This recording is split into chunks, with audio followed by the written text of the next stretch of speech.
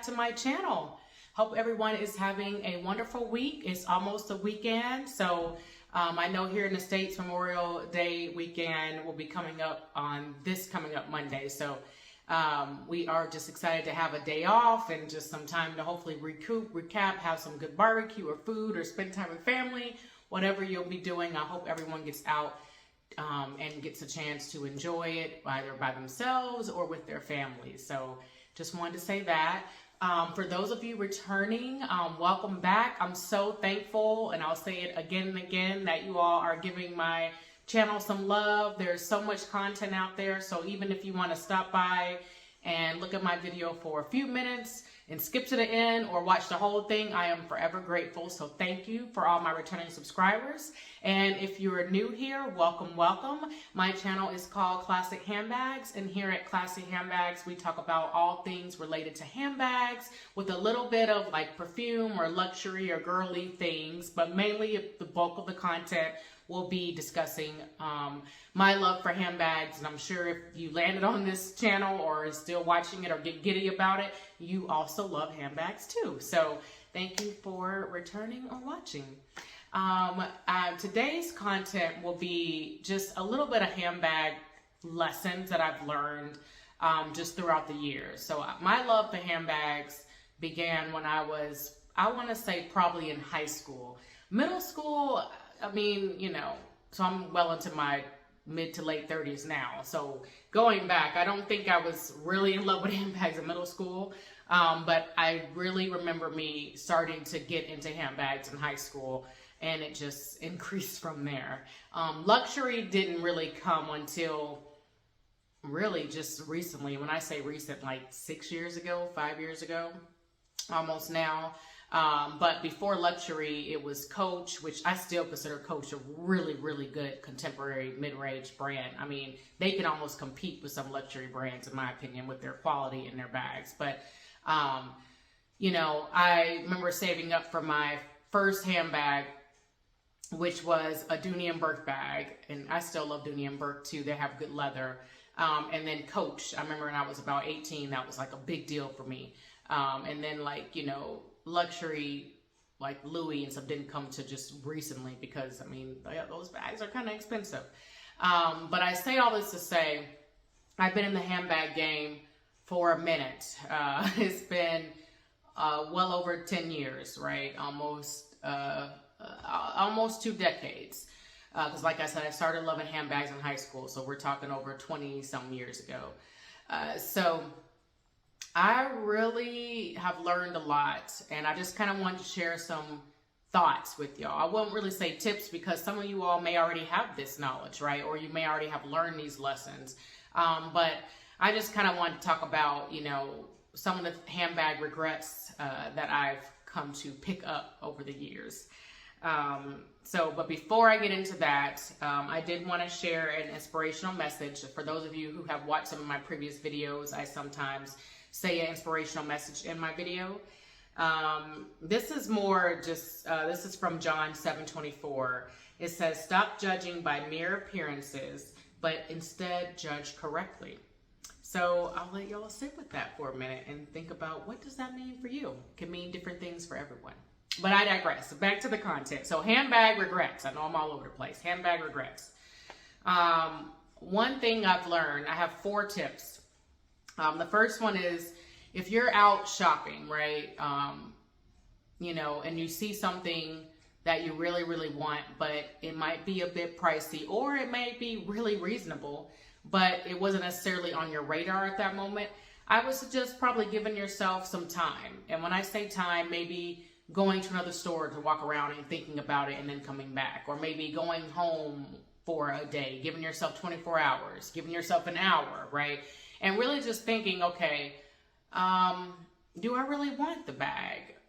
You know, is it something that I love? I was talking to an acquaintance the other day, and she had a really, really good point. She actually does my hair from time to time, but she said, when you're looking at luxury items or even items that you want, whether it's handbags or not, do you love it, like it, or is it there? So I have to give her credit for that, because those 3 points really make sense.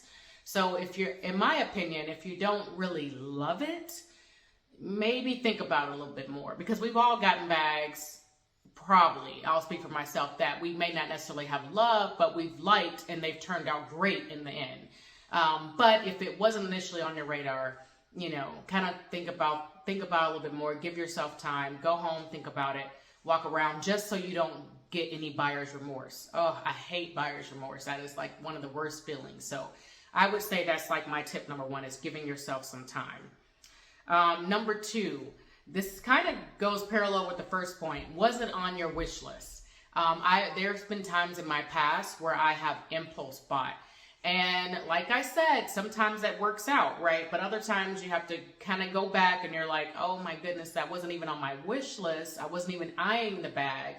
And it was just there. Or now I've purchased something that I like, but I don't love. So like I said, it's the same thing as the first point, but just kind of, was it on your list? Were you even thinking about it? If you went in looking for something else and then you just saw a bunch of other things or another bag that wasn't necessarily in the budget or wasn't necessarily there, just kind of think about that, you know. So now if you love it and it's in your budget and it is just there, then by all means, please do what fits for you. All these tips are just tips, in my opinion, things that I've learned. You guys have to always do what works best for your lifestyle and tips for you. The third one is, what mood are you in? So as a shopper and spender in the past, I've come to learn that typically if I'm in a certain mood, I tend to spend more or less money, or I tend to get things that wasn't necessarily a part of why I went there to begin with, if that makes sense. If you're happy and you have, you know, the goal of the day is to just splurge or go shopping, then you can do whatever you want. But if you are on a budget, or maybe you are wanting to just go get one thing, but something happened and you're kind of like in a mood and you're like, I need to go do some retail therapy. By the way, retail therapy is a real thing. I digress on that point. But just kind of thinking about, what kind of mood are you in? You know, when I'm spending this money, am I getting a certain rush from this? Is it going to make me happy because something just happened in my life, or I'm bored, or whichever? Just kind of be mindful of that. Or if you're just, like I said before, if you're really, really happy and the purpose of the day is to go shopping, then that's also a good thing, right? But just being mindful of whatever mood you're in could determine what kind of items you pick up or decide to get at that time. And the last tip is, when you buy a luxury item, and this has definitely happened to me in the past, because I have bought and sold countless times throughout the years, always keep in mind that there isn't a guarantee that you'll be able to sell that item later. I have about, I want to say like 5 Louis Vuitton bags, 1 YSL bag. I think I have one Givenchy bag. I don't really have any other bags. I want to in the future, but you know, like I said, those things are a little costly. So maybe in the future I'll add more to my collection. I definitely own more contemporary bags than luxury. But I will say, in the past, thankfully, I've been able to sell to be able to fund another item, or just to get the money back because I needed it or whatever in the past. But it does take time, right? You have to upload photos, you have to talk to folks, you've got to go to certain consignment shops, you have to go to certain websites to list things, or however. I'm not on social media like that besides YouTube. So if you're into Instagram and all of them, you still have to do a little bit of posting, and however that works for your process to sell items. There isn't a guarantee that you'll be able to sell the bag right away, or even get close to what you paid for. It will be a loss in some cases. Very rarely have I sold a bag and gotten exactly the amount that I paid for. So just kind of keep that in mind. So when you're looking at big luxury prices, or even, we can even talk about a bag that's $100, right? Or whichever the price point. I guess it doesn't really matter what the price point is. I just don't want any of us, because having buyer's remorse, I know I've had buyer's remorse. So just think about that.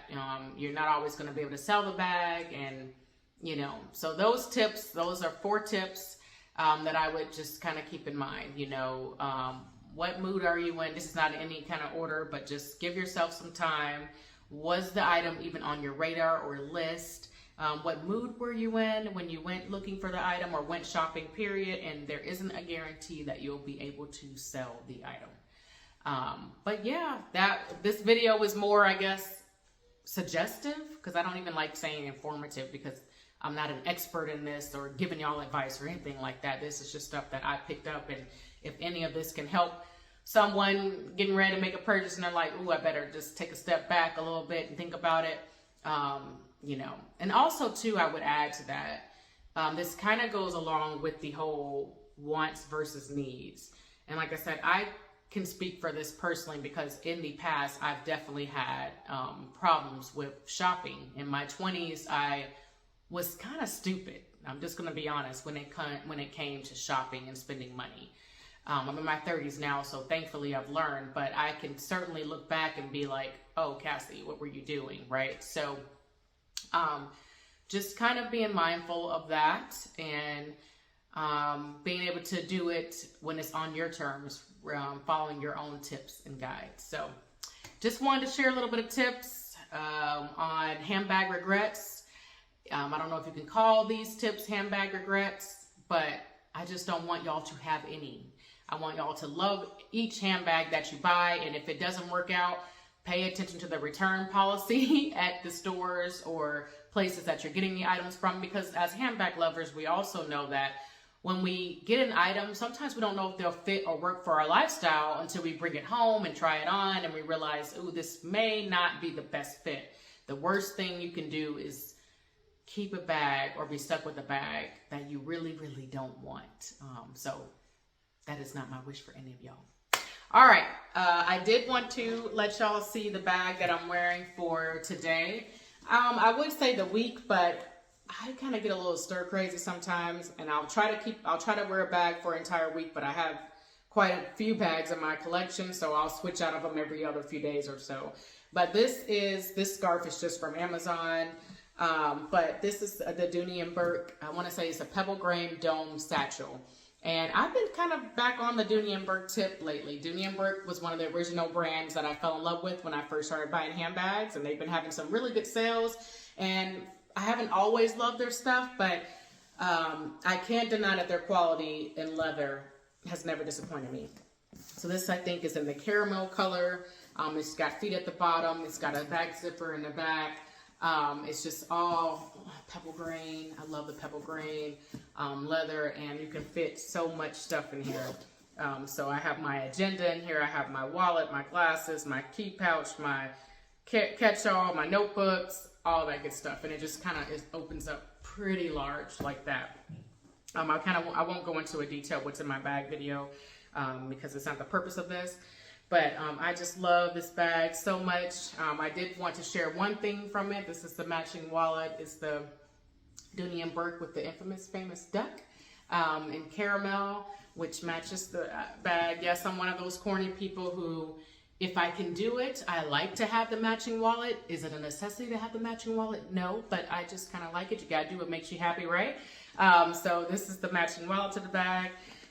But yeah, that's the bag I've been rocking at least for the past, I would say 2 days or so, and it just goes with everything, right? Brown is like my black.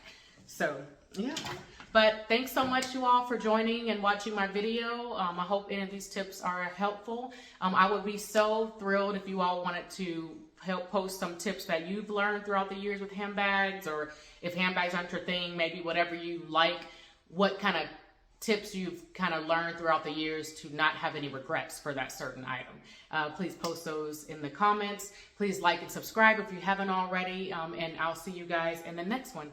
Bye.